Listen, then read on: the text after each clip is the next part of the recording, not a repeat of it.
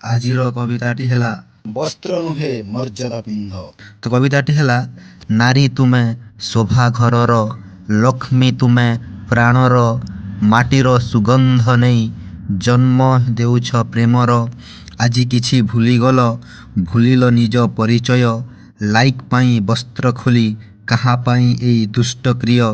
ବାପା ଯେ କଷ୍ଟେ କମାଇ ତୋ ପାଇଁ କରେ ସଞ୍ଚୟ। ତୁମେ କେମିତି କ୍ୟାମେରା ଆଗେ ବସ୍ତ୍ର ଖୋଲିଲ, ହେଲ ଲଜ୍ଜାର ପ୍ରତୀକୟ। ତୁମେ ପୂଜା ପାଇବାକୁ ଜନ୍ମ, ନୁହେଁ କୁଚିନ୍ତାର ପ୍ରତୀକ। ସଂସ୍କୃତିକୁ ଧରି ରଖ, ହେବ ଦେଶର ସତ୍ୟ ସୀତା, ସତ୍ୟ ମହାନାୟିକ। ଆଜି ସମୟ ସଚେତନ ହେବା, ନାରୀ ମର୍ଯ୍ୟାଦା ରଖିବା। ଲଜ୍ଜା ସମ୍ମାନ ଆଦରେ ନିଜ ପରିଚୟକୁ ପୁଣି ଜଗାଇବା।